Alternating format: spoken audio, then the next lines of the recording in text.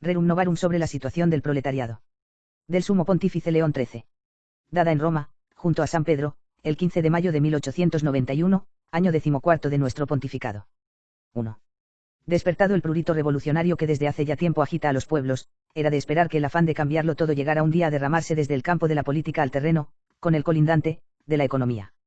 En efecto, los adelantos de la industria y de las artes, que caminan por nuevos derroteros, el cambio operado en las relaciones mutuas entre patronos y obreros, la acumulación de las riquezas en manos de unos pocos y la pobreza de la inmensa mayoría, la mayor confianza de los obreros en sí mismos y la más estrecha cohesión entre ellos, juntamente con la relajación de la moral, han determinado el planteamiento de la contienda. Cuál y cuán grande sea la importancia de las cosas que van en ello, se ve por la punzante ansiedad en que viven todos los espíritus, esto mismo pone en actividad los ingenios de los doctos, informa las reuniones de los sabios, las asambleas del pueblo, el juicio de los legisladores, las decisiones de los gobernantes, hasta el punto que parece no haber otro tema que pueda ocupar más hondamente los anhelos de los hombres.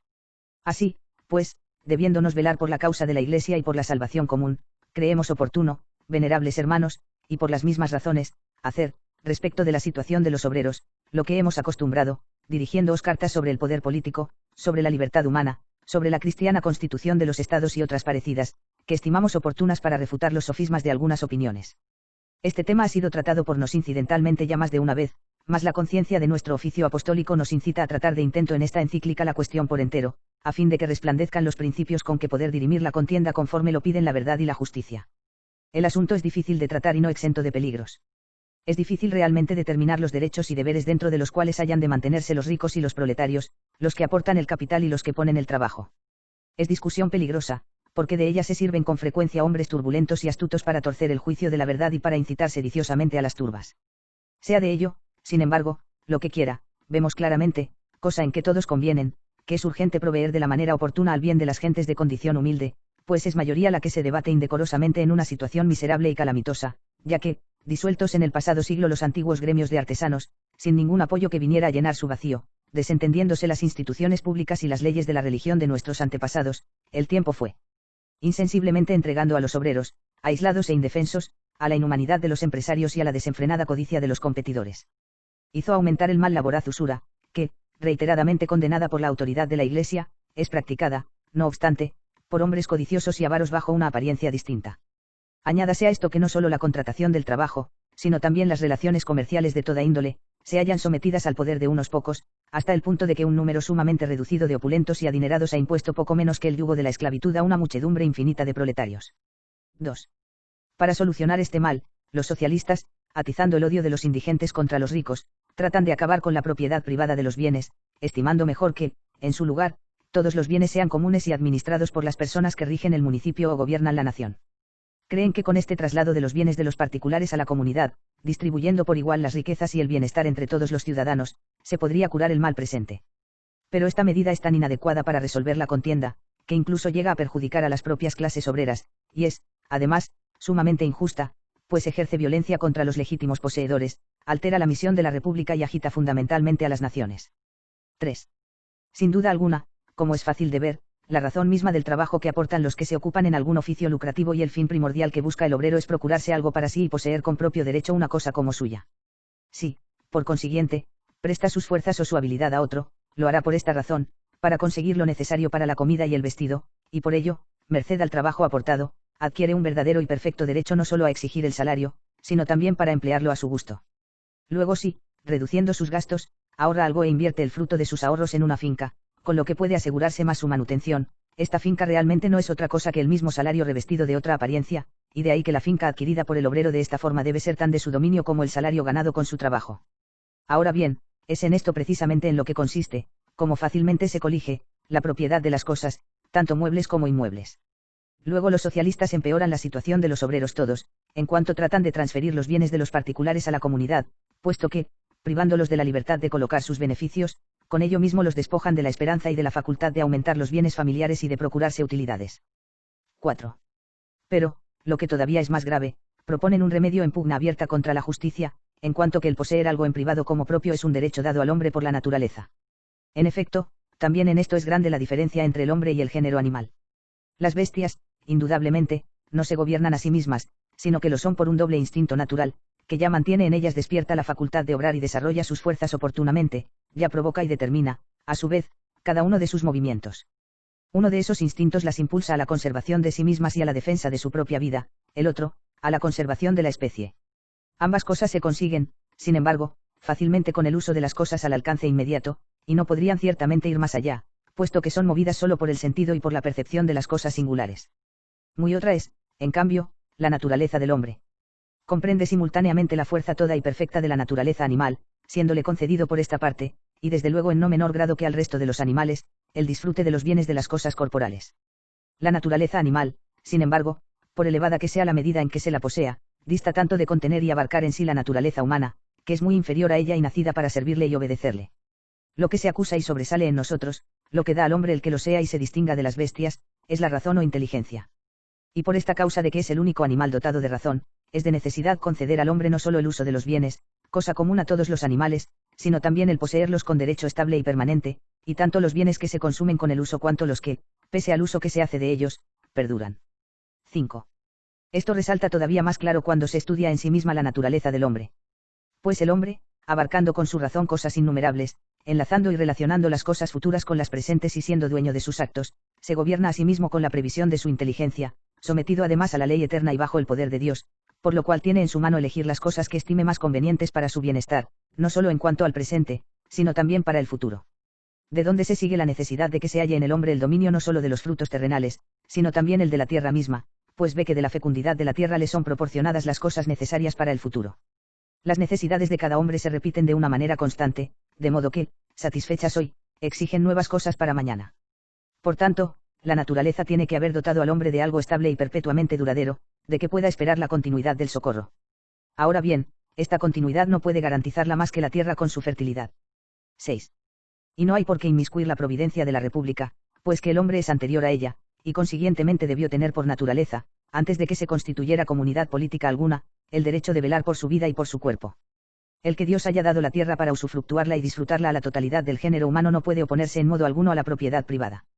Pues se dice que Dios dio la tierra en común al género humano no porque quisiera que su posesión fuera indivisa para todos, sino porque no asignó a nadie la parte que habría de poseer, dejando la delimitación de las posesiones privadas a la industria de los individuos y a las instituciones de los pueblos. Por lo demás, a pesar de que se halle repartida entre los particulares, no deja por ello de servir a la común utilidad de todos, ya que no hay mortal alguno que no se alimente con lo que los campos producen. Los que carecen de propiedad, lo suplen con el trabajo, de modo que cabe afirmar con verdad que el medio universal de procurarse la comida y el vestido está en el trabajo, el cual, rendido en el fundo propio o en un oficio mecánico, recibe, finalmente, como merced no otra cosa que los múltiples frutos de la tierra o algo que se cambia por ellos. 7. Con lo que de nuevo viene a demostrarse que las posesiones privadas son conforme a la naturaleza. Pues la tierra produce con largueza las cosas que se precisan para la conservación de la vida y aun para su perfeccionamiento, pero no podría producirlas por sí sola sin el cultivo y el cuidado del hombre. Ahora bien, cuando el hombre aplica su habilidad intelectual y sus fuerzas corporales a procurarse los bienes de la naturaleza, por este mismo hecho se adjudica así aquella parte de la naturaleza corpórea que él mismo cultivó, en la que su persona dejó impresa una a modo de huella, de modo que sea absolutamente justo que use de esa parte como suya y que de ningún modo sea lícito que venga nadie a violar ese derecho de él mismo. 8. Es tan clara la fuerza de estos argumentos, que sorprende ver disentir de ellos a algunos restauradores de desusadas opiniones, los cuales conceden, es cierto, el uso del suelo y los diversos productos del campo al individuo, pero le niegan de plano la existencia del derecho a poseer como dueño el suelo sobre que ha edificado o el campo que cultivó. No ven que, al negar esto, el hombre se vería privado de cosas producidas con su trabajo.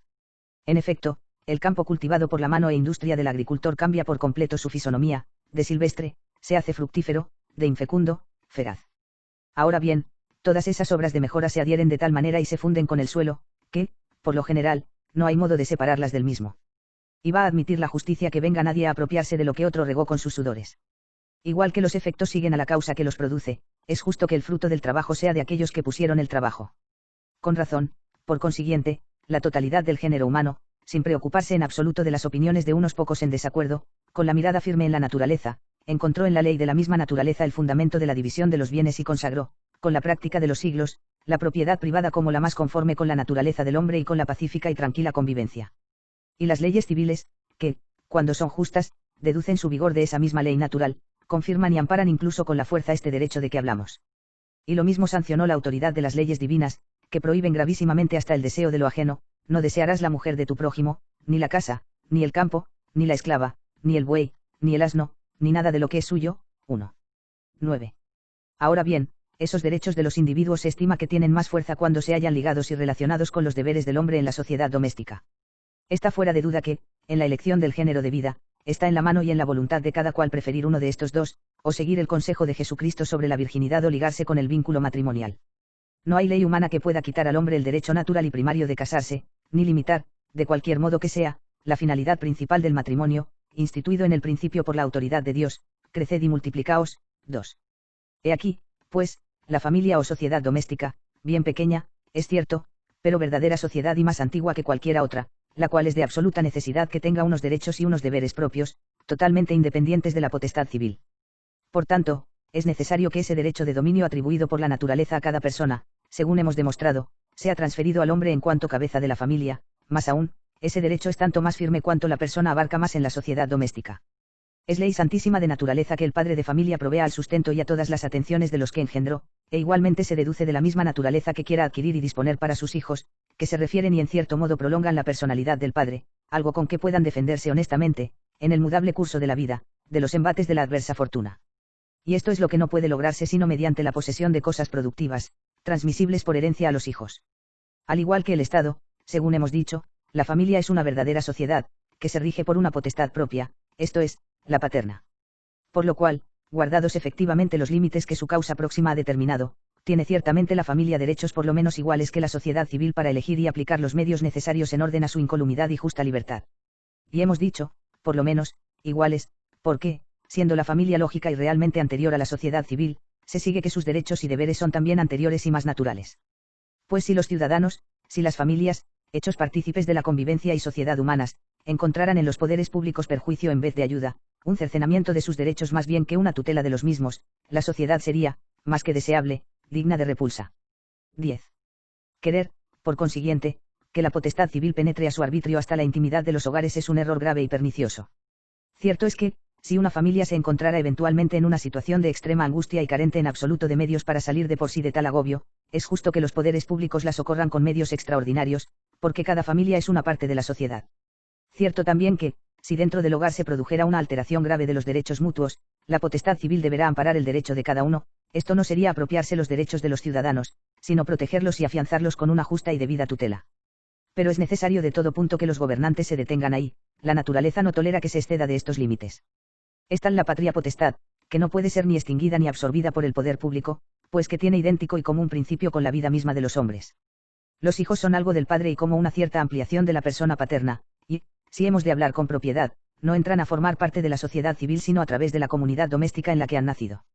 Y por esta misma razón, porque los hijos son, naturalmente algo del padre, antes de que tengan el uso del libre albedrío se hallan bajo la protección de dos padres. 3.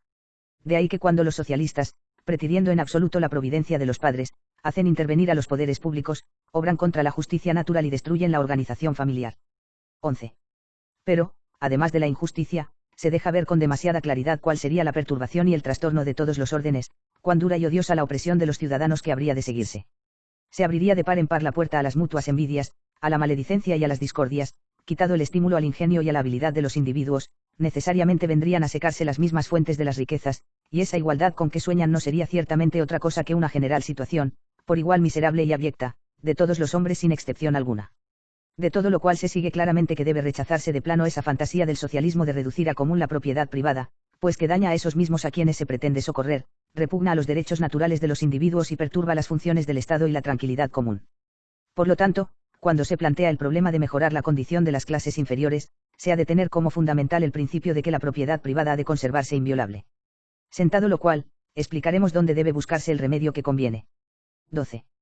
Confiadamente y con pleno derecho nuestro, atacamos la cuestión, por cuanto se trata de un problema cuya solución aceptable sería verdaderamente nula si no se buscara bajo los auspicios de la religión y de la Iglesia. Y, estando principalmente en nuestras manos la defensa de la religión y la administración de aquellas cosas que están bajo la potestad de la Iglesia, nos estimaríamos que, permaneciendo en silencio, faltábamos a nuestro deber. Sin duda que esta grave cuestión pide también la contribución y el esfuerzo de los demás, queremos decir de los gobernantes, de los señores y ricos, y, finalmente, de los mismos por quienes se lucha, de los proletarios, pero afirmamos, sin temor a equivocarnos, que serán inútiles y vanos los intentos de los hombres si se da de lado a la Iglesia. En efecto, es la Iglesia la que saca del Evangelio las enseñanzas en virtud de las cuales se puede resolver por completo el conflicto, o, limando sus asperezas, hacerlo más soportable, ella es la que trata no solo de instruir la inteligencia, sino también de encauzar la vida y las costumbres de cada uno con sus preceptos, ella la que mejora la situación de los proletarios con muchas utilísimas instituciones, ella la que quiere y desea ardientemente que los pensamientos y las fuerzas de todos los órdenes sociales se alíen con la finalidad de mirar por el bien de la causa obrera de la mejor manera posible, y estima que a tal fin deben orientarse, si bien con justicia y moderación, las mismas leyes y la autoridad del Estado. 13. Establezcase, por tanto, en primer lugar, que debe ser respetada la condición humana, que no se puede igualar en la sociedad civil lo alto con lo bajo. Los socialistas lo pretenden, es verdad, pero todo es vana tentativa contra la naturaleza de las cosas. Y hay por naturaleza entre los hombres muchas y grandes diferencias, no son iguales los talentos de todos, no la habilidad, ni la salud, ni lo son las fuerzas, y de la inevitable diferencia de estas cosas brota espontáneamente la diferencia de fortuna. Todo esto en correlación perfecta con los usos y necesidades tanto de los particulares cuanto de la comunidad, pues que la vida en común precisa de aptitudes varias, de oficios diversos, al desempeño de los cuales se sienten impelidos los hombres, más que nada, por la diferente posición social de cada uno. Y por lo que hace al trabajo corporal, aun en el mismo estado de inocencia, jamás el hombre hubiera permanecido totalmente inactivo, mas lo que entonces hubiera deseado libremente la voluntad para deleite del espíritu, tuvo que soportarlo después necesariamente, y no sin molestias, para expiación de su pecado. Maldita la tierra en tu trabajo, comerás de ellas entre fatigas todos los días de tu vida. Y de igual modo, el fin de las demás adversidades no se dará en la tierra, porque los males consiguientes al pecado son ásperos, duros y difíciles de soportar y es preciso que acompañen al hombre hasta el último instante de su vida. Así, pues, sufrir y padecer es cosa humana, y para los hombres que lo experimenten todo y lo intenten todo, no habrá fuerza ni ingenio capaz de desterrar por completo estas incomodidades de la sociedad humana. Si algunos alardean de que pueden lograrlo, si prometen a las clases humildes una vida exenta de dolor y de calamidades, llena de constantes placeres, esos engañan indudablemente al pueblo y cometen un fraude que tarde o temprano acabará produciendo males mayores que los presentes. Lo mejor que puede hacerse es ver las cosas humanas como son y buscar al mismo tiempo por otros medios, según hemos dicho, el oportuno alivio de los males. 14. Es mal capital, en la cuestión que estamos tratando, suponer que una clase social sea espontáneamente enemiga de la otra, como si la naturaleza hubiera dispuesto a los ricos y a los pobres para combatirse mutuamente en un perpetuo duelo. Es esto tan ajeno a la razón y a la verdad, que, por el contrario, es lo más cierto que como en el cuerpo se ensamblan entre sí miembros diversos, de donde surge aquella proporcionada disposición que justamente podríase llamar armonía, así ha dispuesto la naturaleza que, en la sociedad humana, dichas clases gemelas concuerden armónicamente y se ajusten para lograr el equilibrio. Ambas se necesitan en absoluto, ni el capital puede subsistir sin el trabajo, ni el trabajo sin el capital. El acuerdo engendra la belleza y el orden de las cosas, por el contrario, de la persistencia de la lucha tiene que derivarse necesariamente la confusión juntamente con un bárbaro salvajismo. 15. Ahora bien, para acabar con la lucha y cortar hasta sus mismas raíces, es admirable y varia la fuerza de las doctrinas cristianas. En primer lugar, toda la doctrina de la religión cristiana, de la cual es intérprete y custodio la Iglesia, puede grandemente arreglar entre sí y unir a los ricos con los proletarios, es decir, llamando a ambas clases al cumplimiento de sus deberes respectivos y, ante todo, a los deberes de justicia. De esos deberes, los que corresponden a los proletarios y obreros son, cumplir íntegra y fielmente lo que por propia libertad y con arreglo a justicia se haya estipulado sobre el trabajo, no dañar en modo alguno al capital, no ofender a la persona de los patronos, abstenerse de toda violencia al defender sus derechos y no promover sediciones, no mezclarse con hombres depravados, que alientan pretensiones inmoderadas y se prometen artificiosamente grandes cosas, lo que lleva consigo arrepentimientos estériles y las consiguientes pérdidas de fortuna.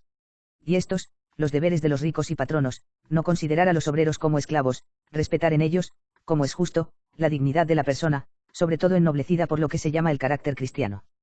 Que los trabajos remunerados, si se atiende a la naturaleza y a la filosofía cristiana, no son vergonzosos para el hombre, sino de mucha honra, en cuanto dan honesta posibilidad de ganarse la vida.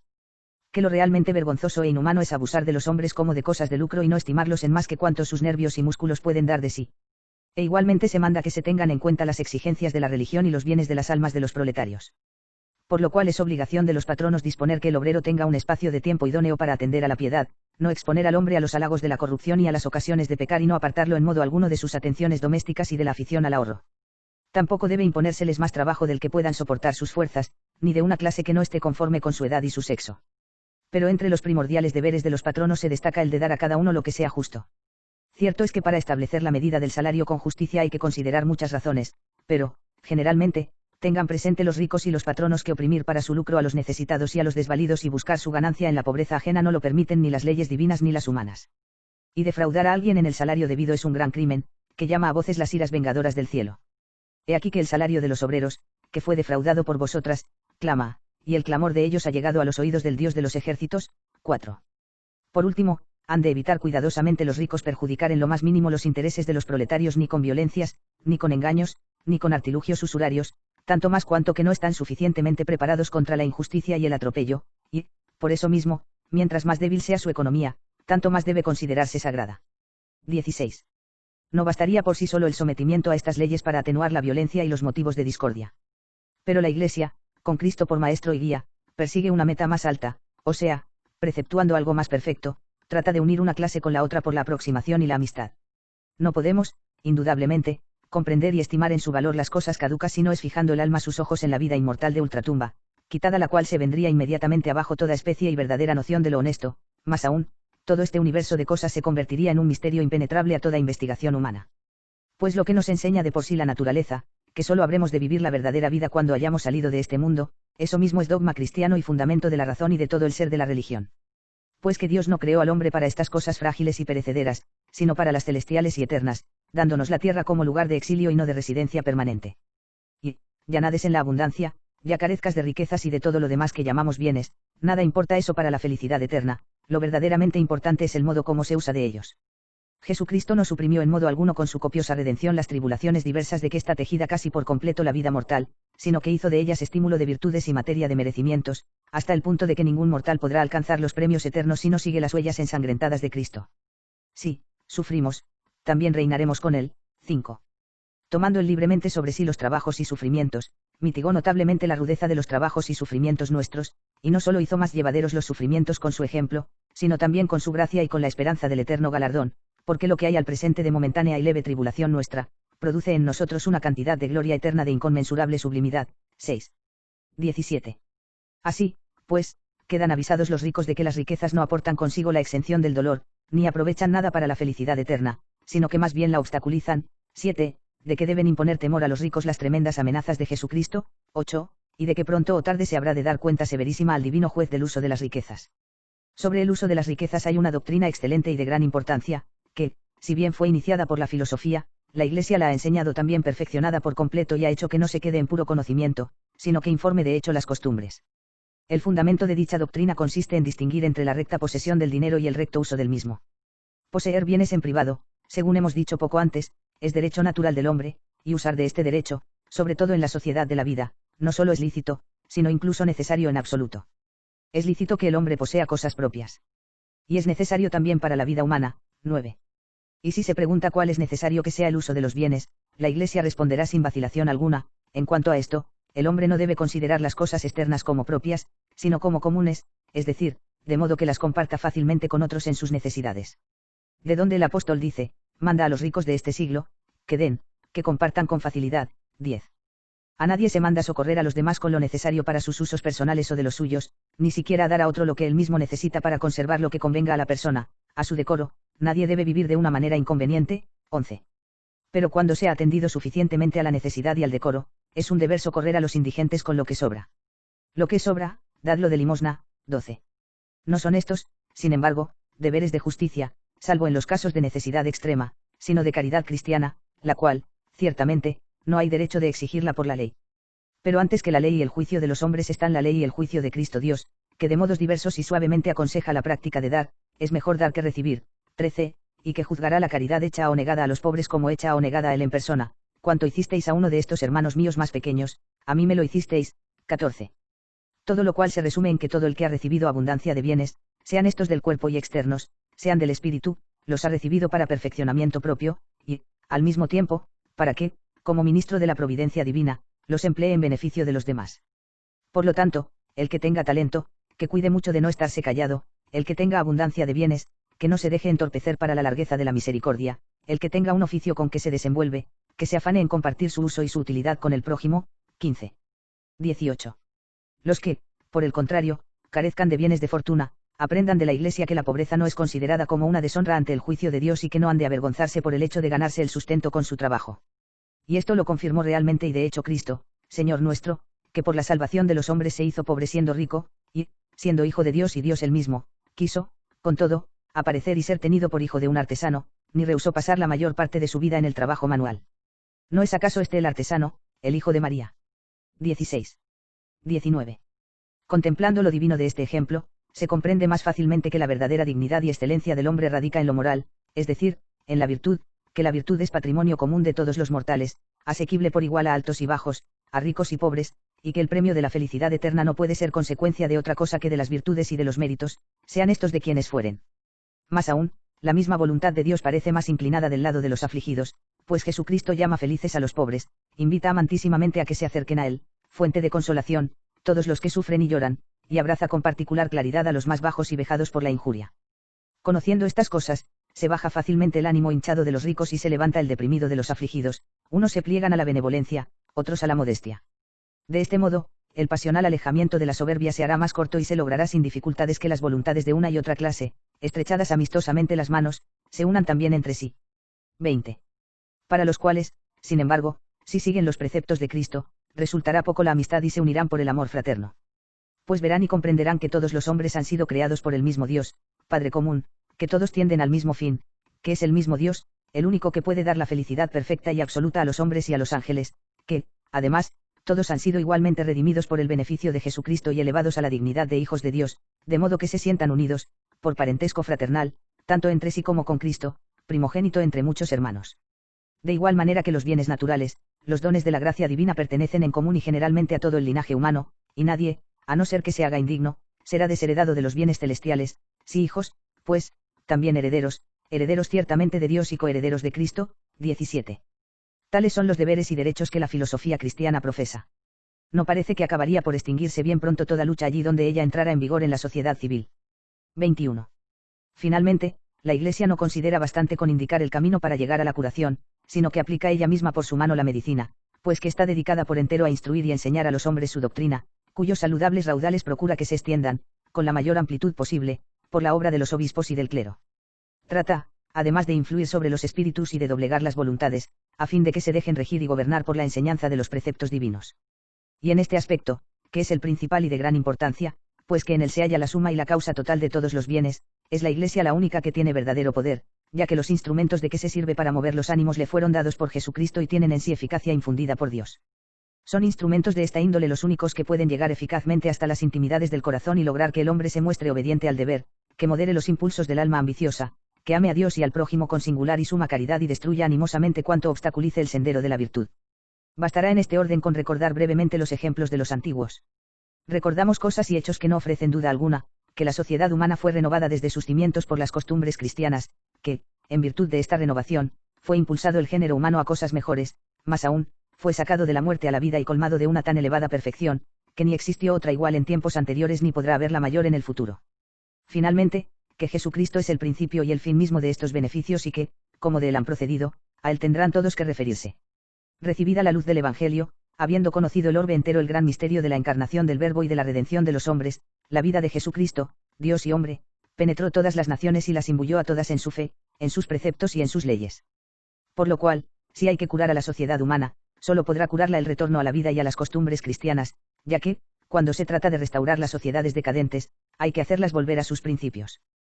Porque la perfección de toda sociedad está en buscar y conseguir aquello para que fue instituida, de modo que sea causa de los movimientos y actos sociales la misma causa que originó la sociedad. Por lo cual, apartarse de lo estatuido es corrupción, tornar a ello es curación. Y con toda verdad, lo mismo que respecto de todo el cuerpo de la sociedad humana, lo decimos de igual modo de esa clase de ciudadanos que se gana el sustento con el trabajo, que son la inmensa mayoría. 22. No se ha de pensar, sin embargo, que todos los desvelos de la Iglesia estén tan fijos en el cuidado de las almas, que se olvide de lo que atañe a la vida mortal y terrena. En relación con los proletarios concretamente, quiere y se esfuerza en que salgan de su misérrimo estado y logren una mejor situación. Y a ello contribuye con su aportación, no pequeña, llamando y guiando a los hombres hacia la virtud.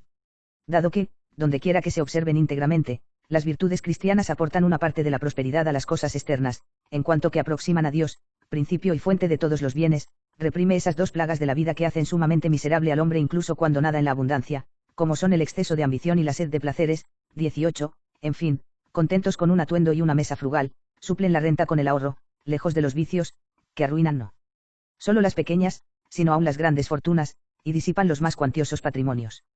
Pero, además, provee directamente al bienestar de los proletarios, creando y fomentando lo que estima conducente a remediar su indigencia, habiéndose distinguido tanto en esta clase de beneficios, que se ha merecido las alabanzas de sus propios enemigos. Tal era el vigor de la mutua caridad entre los cristianos primitivos, que frecuentemente los más ricos se desprendían de sus bienes para socorrer, y no había ningún necesitado entre ellos. 19. A los diáconos, orden precisamente instituido para esto, fue encomendado por los apóstoles el cometido de llevar a cabo la misión de la beneficencia diaria, y Pablo apóstol, aunque sobrecargado por la solicitud de todas las iglesias, no dudó, sin embargo, en acometer penosos viajes para llevar en persona la colecta a los cristianos más pobres. A dichas colectas, realizadas espontáneamente por los cristianos en cada reunión, la llama Tertuliano, depósitos de piedad, porque se invertían, en alimentar y enterrar a los pobres, a los niños y niñas carentes de bienes y de padres, entre los sirvientes ancianos y entre los náufragos. 20.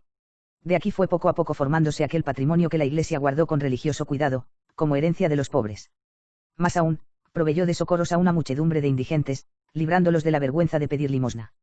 Pues como madre común de ricos y pobres, excitada la caridad por todas partes hasta un grado sumo, fundó congregaciones religiosas y otras muchas instituciones benéficas, con cuyas atenciones apenas hubo género de miseria que careciera de consuelo. Hoy, ciertamente, son muchos los que, como en otro tiempo hicieran los gentiles, se propasan a censurar a la Iglesia esta tan eximia caridad, en cuyo lugar se ha pretendido poner la beneficencia establecida por las leyes civiles. Pero no se encontrarán recursos humanos capaces de suplir la caridad cristiana, que se entrega toda entera a sí misma para utilidad de los demás. Tal virtud es exclusiva de la Iglesia, porque, si no brotara del sacratísimo corazón de Jesucristo, jamás hubiera existido, pues anda errante lejos de Cristo el que se separa de la Iglesia. Mas no puede caber duda que para lo propuesto se requieren también las ayudas que están en manos de los hombres. Absolutamente es necesario que todos aquellos a quienes interesa la cuestión tiendan a lo mismo y trabajen por ello en la parte que les corresponda. Lo cual tiene cierta semejanza con la providencia que gobierna al mundo, pues vemos que el éxito de las cosas proviene de la coordinación de las causas de que dependen. 23.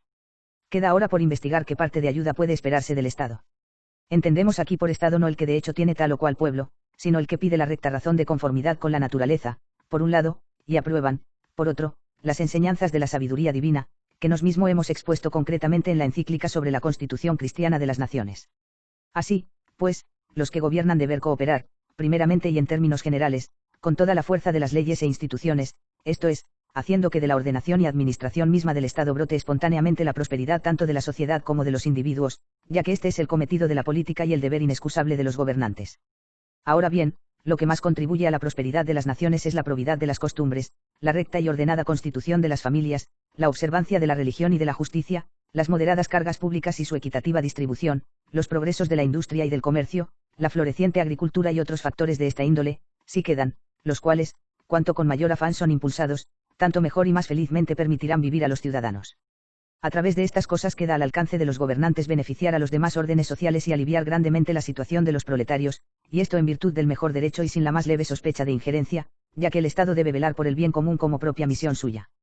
Y cuanto mayor fuere la abundancia de medios procedentes de esta general providencia, tanto menor será la necesidad de probar caminos nuevos para el bienestar de los obreros. 24. Pero también ha de tenerse presente, punto que atañe más profundamente a la cuestión, que la naturaleza única de la sociedad es común a los de arriba y a los de abajo. Los proletarios, sin duda alguna, son por naturaleza tan ciudadanos como los ricos, es decir, partes verdaderas y vivientes que, a través de la familia, integran el cuerpo de la nación, sin añadir que en toda nación son inmensa mayoría. Por consiguiente, siendo absurdo en grado sumo atender a una parte de los ciudadanos y abandonar a la otra, se sigue que los desvelos públicos han de prestar los debidos cuidados a la salvación y al bienestar de la clase proletaria, y si tal no hace, violará la justicia, que manda dar a cada uno lo que es suyo. Sobre lo cual escribe sabiamente Santo Tomás, así como la parte y el todo son, en cierto modo, la misma cosa, así lo que es del todo, en cierto modo, lo es de la parte. 21. De ahí que entre los deberes, ni pocos ni leves, de los gobernantes que velan por el bien del pueblo, se destaca entre los primeros el de defender por igual a todas las clases sociales, observando inviolablemente la justicia llamada distributiva. 25. Mas, aunque todos los ciudadanos, sin excepción alguna, deban contribuir necesariamente a la totalidad del bien común, del cual deriva una parte no pequeña a los individuos, no todos, sin embargo, pueden aportar lo mismo ni en igual cantidad. Cualesquiera que sean las vicisitudes en las distintas formas de gobierno, siempre existirá en el estado de los ciudadanos aquella diferencia sin la cual no puede existir ni concebirse sociedad alguna.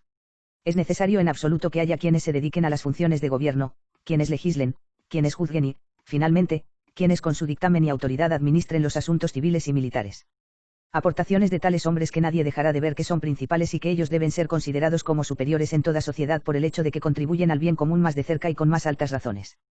Los que ejercen algún oficio, por el contrario, no aprovechan a la sociedad en el mismo grado y con las mismas funciones que aquellos, mas también ellos concurren al bien común de modo notable, aunque menos directamente. Y, teniendo que ser el bien común de naturaleza tal que los hombres, consiguiéndolo, se hagan mejores, debe colocarse principalmente en la virtud. De todos modos, para la buena constitución de una nación es necesaria también la abundancia de los bienes del cuerpo y externos, cuyo uso es necesario para que se actualice el acto de virtud. 22. Y para la obtención de estos bienes es sumamente eficaz y necesario el trabajo de los proletarios, ya ejerzan sus habilidades y destreza en el cultivo del campo, ya en los talleres e industrias.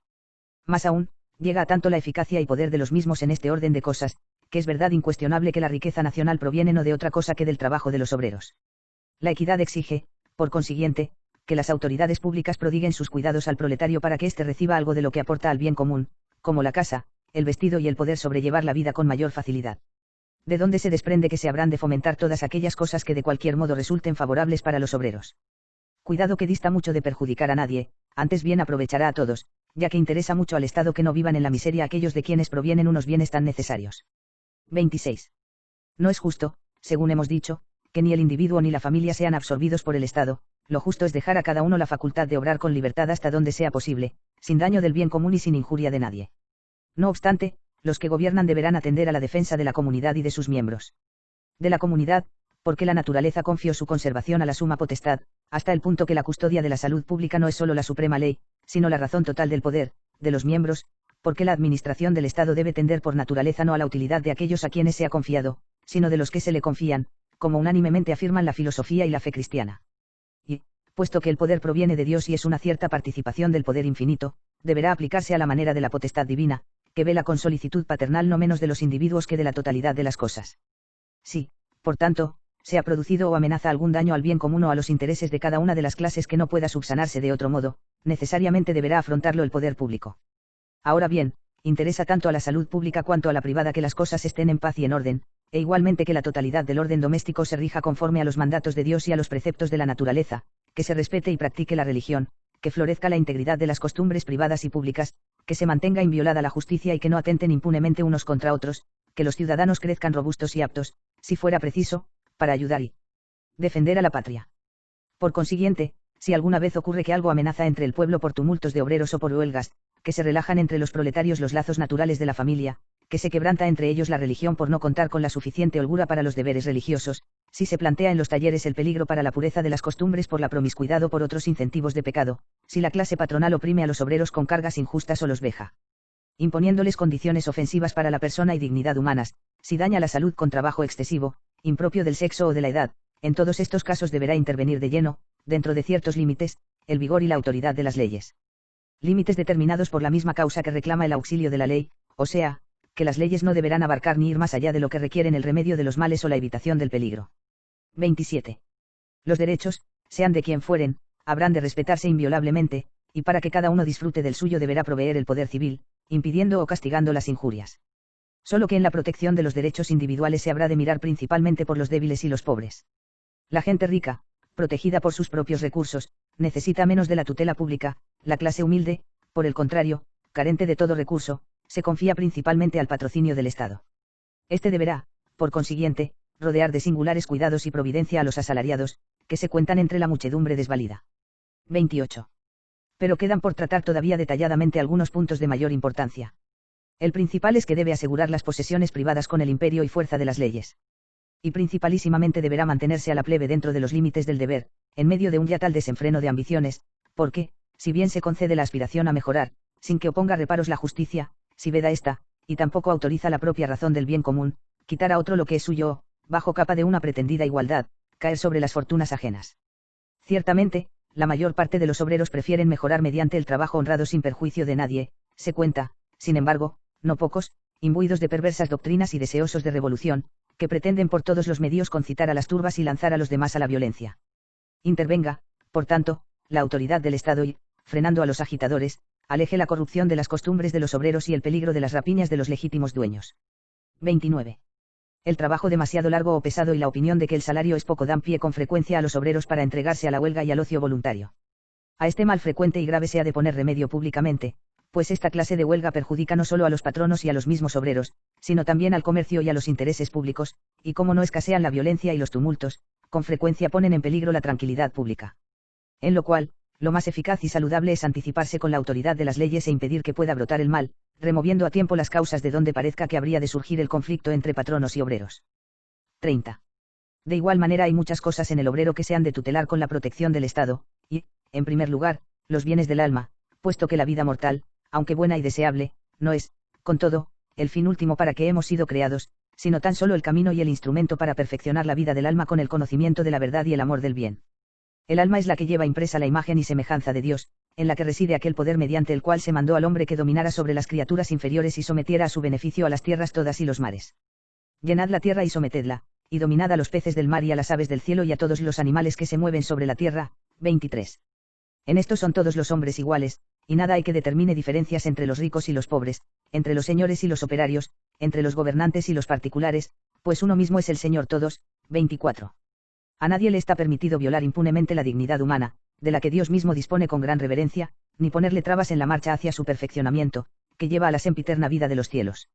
Más aún, ni siquiera por voluntad propia puede el hombre ser tratado, en este orden, de una manera inconveniente o someterse a una esclavitud de alma, pues no se trata de derechos de que el hombre tenga pleno dominio, sino de deberes para con Dios, y que deben ser guardados puntualmente. De aquí se deduce la necesidad de interrumpir las obras y trabajos durante los días festivos. Nadie, sin embargo, deberá entenderlo como el disfrute de una más larga holganza inoperante, ni menos aún como una ociosidad, como muchos desean, engendradora de vicios y fomentadora de derroches de dinero, sino justamente del descanso consagrado por la religión. Unido con la religión, el descanso aparta al hombre de los trabajos y de los problemas de la vida diaria, para atraerlo al pensamiento de las cosas celestiales y a rendir a la suprema divinidad el culto justo y debido. Este es, principalmente, el carácter y esta la causa del descanso de los días festivos, que Dios sancionó ya en el Viejo Testamento con una ley especial: acuérdate de santificar el sábado. 25, enseñándolo, además, con el ejemplo de aquel arcano descanso después de haber creado al hombre, descansó el séptimo día de toda la obra que había realizado. 26. 31. Por lo que respecta a la tutela de los bienes del cuerpo y externos, lo primero que se ha de hacer es librar a los pobres obreros de la crueldad de los ambiciosos, que abusan de las personas sin moderación, como si fueran cosas para su medro personal. O sea, que ni la justicia ni la humanidad toleran la exigencia de un rendimiento tal, que el espíritu se embote por el exceso de trabajo y al mismo tiempo el cuerpo se rinda a la fatiga. Como todo en la naturaleza del hombre, su eficiencia se halla circunscrita a determinados límites, más allá de los cuales no se puede pasar. Cierto que se agudiza con el ejercicio y la práctica, pero siempre a condición de que el trabajo se interrumpa de cuando en cuando y se dé lugar al descanso. Se ha de mirar por ello que la jornada diaria no se prolongue más horas de las que permitan las fuerzas. Ahora bien, cuánto deba ser el intervalo dedicado al descanso, lo determinarán la clase de trabajo, las circunstancias de tiempo y lugar y la condición misma de los operarios. La dureza del trabajo de los que se ocupan en sacar piedras en las canteras o en minas de hierro, cobre y otras cosas de esta índole, ha de ser compensada con la brevedad de la duración, pues requiere mucho más esfuerzo que otros y es peligroso para la salud.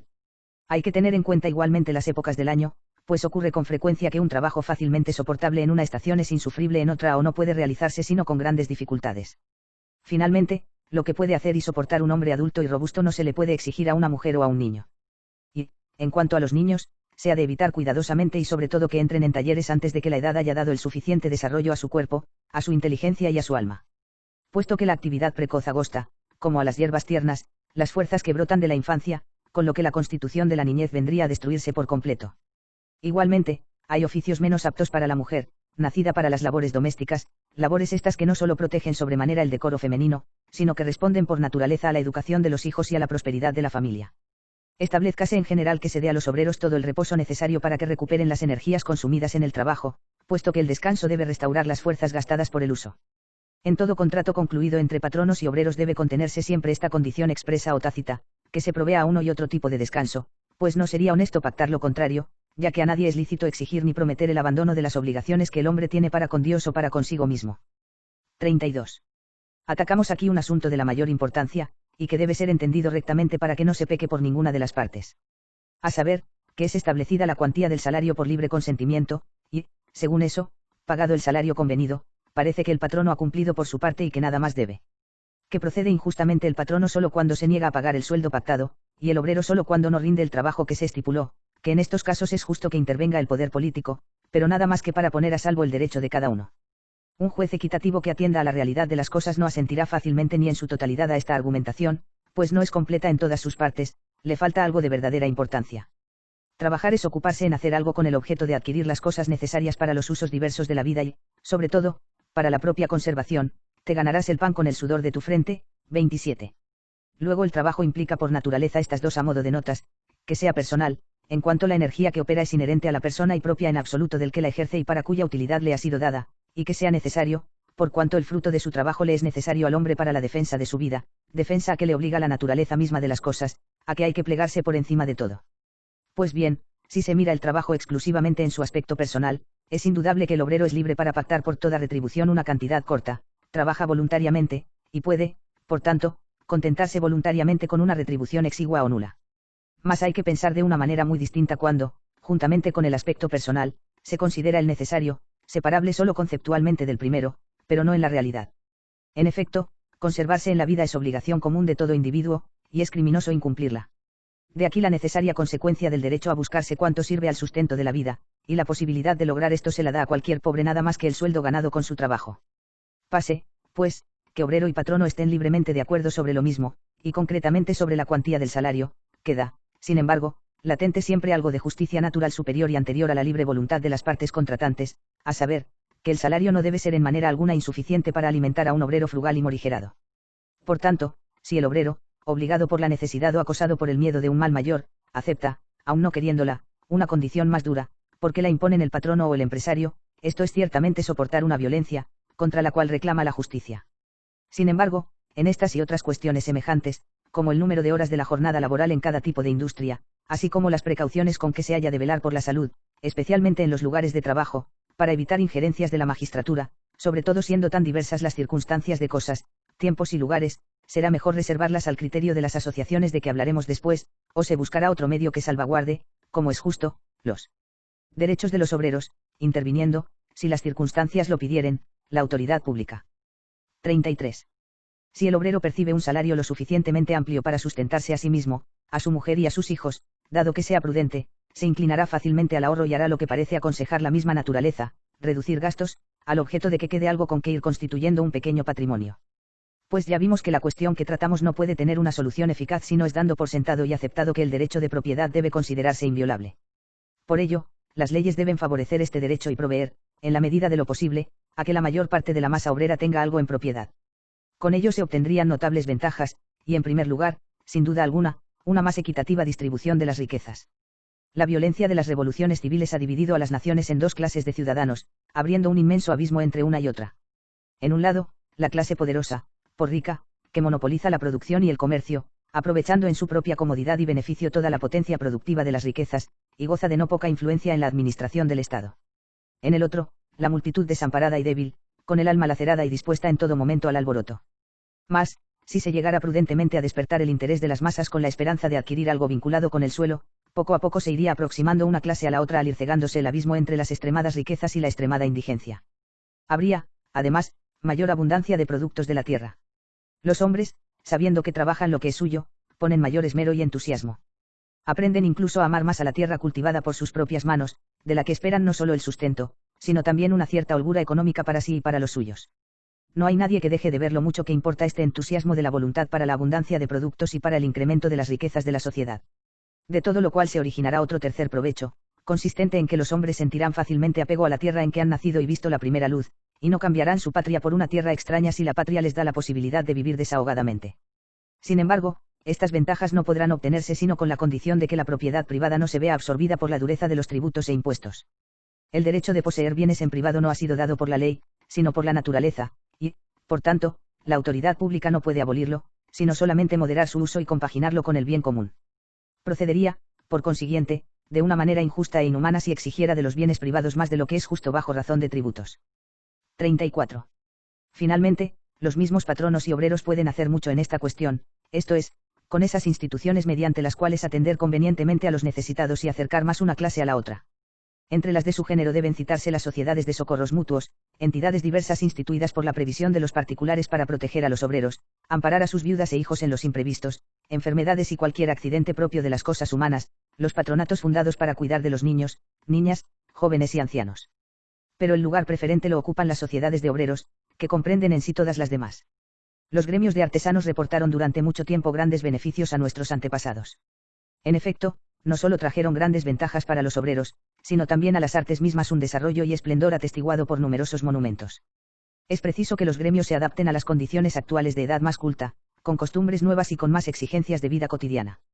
Es grato encontrarse con que constantemente se están constituyendo asociaciones de este género, de obreros solamente o mixtas de las dos clases, es de desear que crezcan en número y eficiencia. Y, aunque hemos hablado más de una vez de ellas, nos sentimos agrado en manifestar aquí que son muy convenientes y que las asiste pleno derecho, así como hablar sobre su reglamentación y cometido. 35. La reconocida cortedad de las fuerzas humanas aconseja e impele al hombre a buscarse el apoyo de los demás. De las Sagradas Escrituras es esta sentencia: es mejor que estén dos que uno solo, tendrán la ventaja de la unión. Si el uno cae, será levantado por el otro. Ay del que está solo, pues, si cae, no tendrá quien lo levante. 28. Y también esta otra: el hermano, ayudado por su hermano, es como una ciudad fortificada. 29. En virtud de esta propensión natural, el hombre, igual que es llevado a constituir la sociedad civil, busca la formación de otras sociedades entre ciudadanos, pequeñas e imperfectas, es verdad, pero de todos modos sociedades. Entre estas y la sociedad civil median grandes diferencias por causas diversas. El fin establecido para la sociedad civil alcanza a todos, en cuanto que persigue el bien común, del cual es justo que participen todos y cada uno según la proporción de vida. Por esto, dicha sociedad recibe el nombre de pública, pues que mediante ella se unen los hombres entre sí para constituir un pueblo, o nación. 30. Las que se forman, por el contrario, diríamos en su seno, se consideran y son sociedades privadas, ya que su finalidad inmediata es el bien privado de sus miembros exclusivamente. Es sociedad privada, en cambio, la que se constituye con miras a algún negocio privado, como cuando dos o tres se asocian para comerciar unido. 31.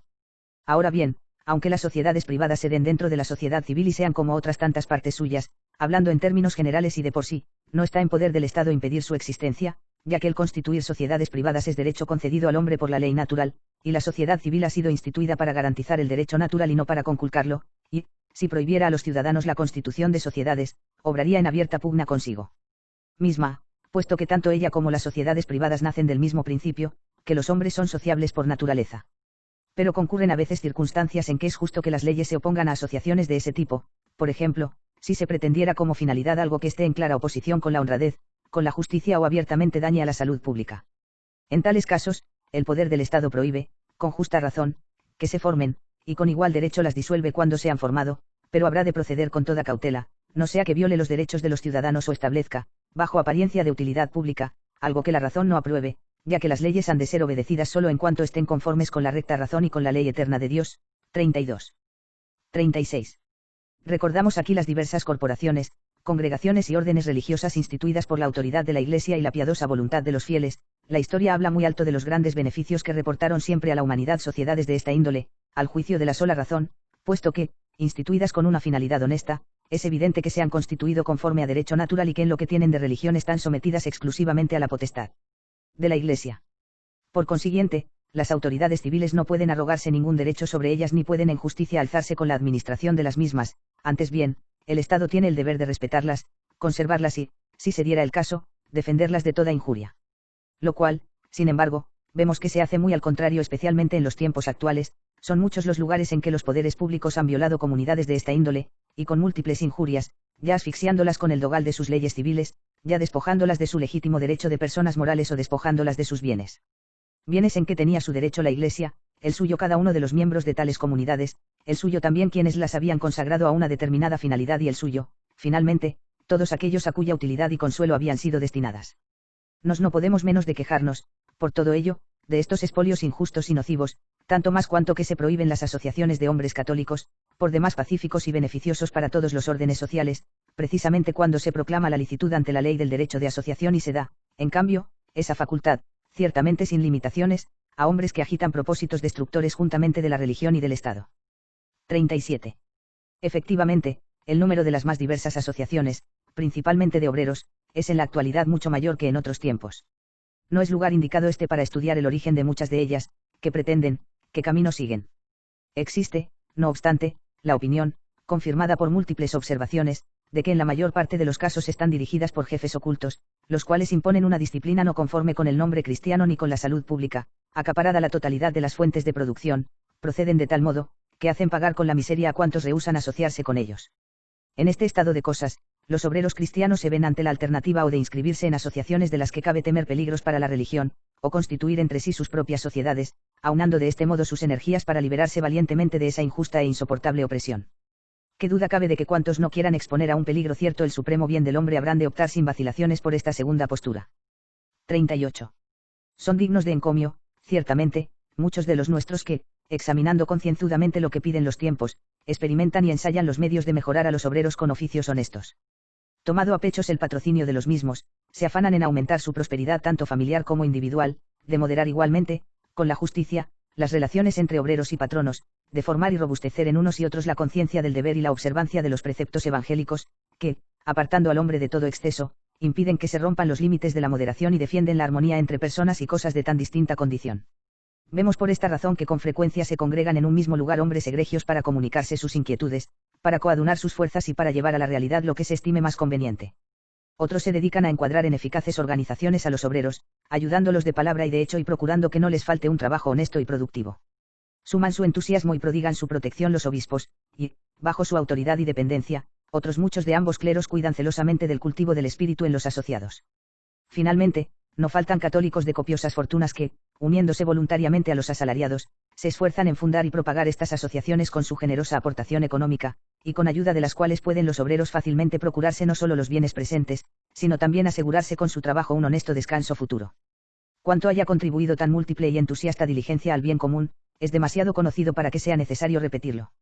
De aquí que nos podamos alentar sanas esperanzas para el futuro, siempre que estas asociaciones se incrementen de continuo y se organicen con prudente moderación.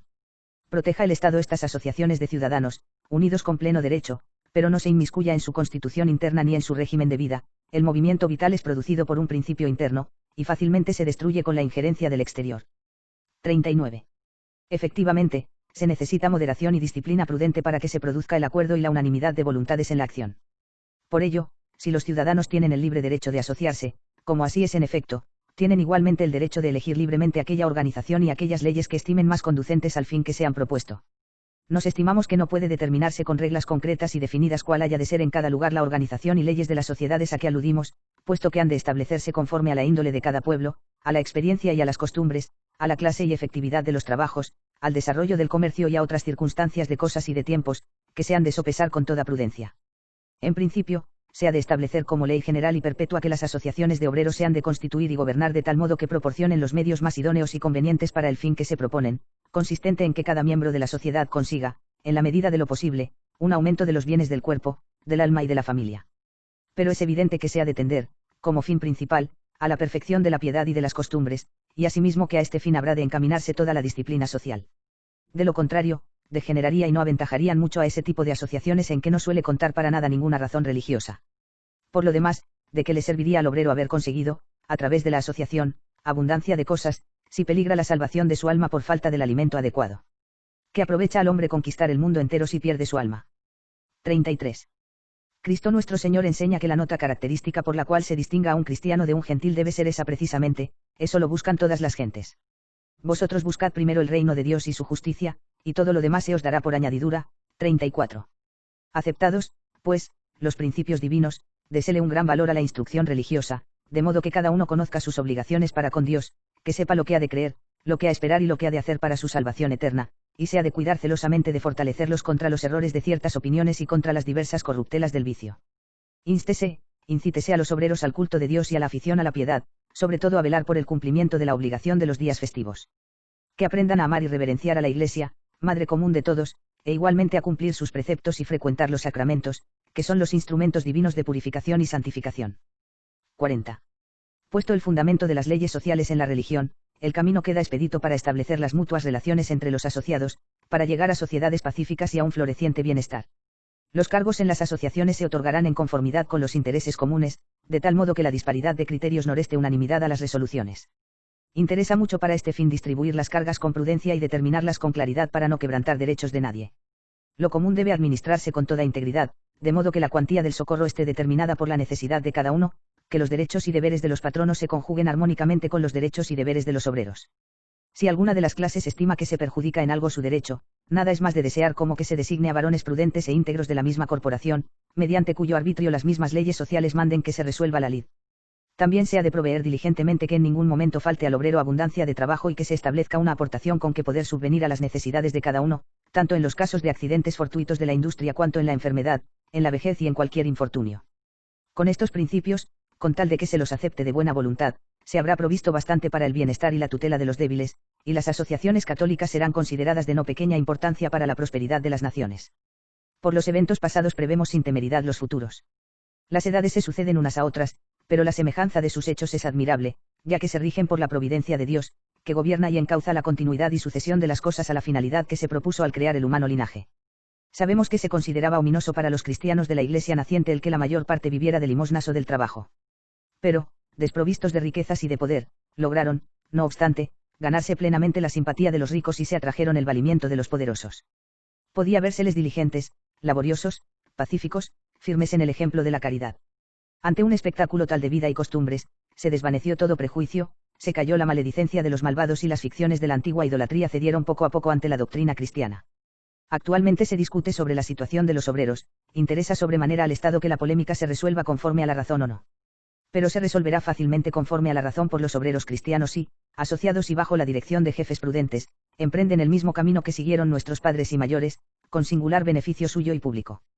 Pues, aun siendo grande en el hombre el influjo de los prejuicios y de las pasiones, a no ser que la mala voluntad haya embotado el sentido de lo honesto, la benevolencia de los ciudadanos se mostrará indudablemente más inclinada hacia los que vean más trabajadores y modestos, los cuales consta que anteponen la justicia al lucro y el cumplimiento del deber a toda otra razón.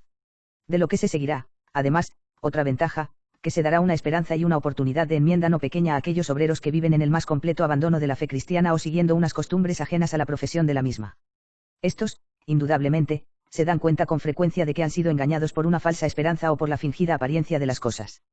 Pues ven que han sido tratados inhumanamente por patronos ambiciosos y que apenas se los ha considerado en más que el beneficio que reportaban con su trabajo, e igualmente de que en las sociedades a que se habían adscrito, en vez de caridad y de amor, lo que había eran discordias internas, compañeras inseparables de la pobreza petulante e incrédula. Decaído el ánimo, extenuado el cuerpo, muchos querrían verse libres de una tan vil esclavitud, pero no se atreven no por vergüenza o por miedo a la miseria. Ahora bien, a todos estos podrían beneficiar de una manera admirable las asociaciones católicas si atrajeran a su seno a los que fluctúan, allanando las dificultades, si acogieran bajo su protección a los que vuelven a la fe. 41. Tenéis, venerables hermanos, ahí quienes y de qué manera han de laborar en esta cuestión tan difícil. Que se ciña cada cual a la parte que le corresponde, y con presteza suma, no sea que un mal de tanta magnitud se haga incurable por la demora del remedio. Apliquen la providencia de las leyes y de las instituciones los que gobiernan las naciones, recuerden sus deberes los ricos y patronos, esfuércense razonablemente los proletarios, de cuya causa se trata, y, como dijimos al principio, puesto que la religión es la única que puede curar radicalmente el mal, todos deben laborar para que se restauren las costumbres cristianas, sin las cuales aún las mismas medidas de prudencia que se estiman adecuadas servirían muy poco en orden a la solución. Por lo que respecta a la Iglesia, nunca ni bajo ningún aspecto regateará su esfuerzo, prestando una ayuda tanto mayor cuanto mayor sea la libertad con que cuente en su acción, y tomen nota especialmente de esto los que tienen a su cargo velar por la salud pública. Canalicen hacia esto todas las fuerzas del Espíritu y su competencia los ministros sagrados y, precedidos por vosotros, venerables hermanos, con vuestra autoridad y vuestro ejemplo, no cesen de inculcar en todos los hombres de cualquier clase social las máximas de vida tomadas del Evangelio, que luchen con todas las fuerzas a su alcance por la salvación de los pueblos y que, sobre todo, se afanen por conservar en sí mismos e inculcar en los demás, desde los más altos hasta los más humildes, la caridad, señora y reina de todas las virtudes. Ya que la ansiada solución se ha de esperar principalmente de una gran efusión de la caridad cristiana entendemos, que compendia en sí toda la ley del Evangelio, y que, dispuesta en todo momento a entregarse por el bien de los demás, es el antídoto más seguro contra la insolvencia y el egoísmo del mundo, y cuyos rasgos y grados divinos expresó el apóstol San Pablo en estas palabras: la caridad es paciente, es benigna, no se aferra a lo que es suyo, lo sufre todo, lo soporta todo. 35. 42. Emprenda de los dones divinos y en testimonio de nuestra benevolencia, a cada uno de vosotros, venerables hermanos, y a vuestro clero y pueblo, amantísimamente en el Señor os impartimos la bendición apostólica. Dada en Roma, junto a San Pedro, el 15 de mayo de 1891, año 14 de nuestro pontificado. León pp. 13.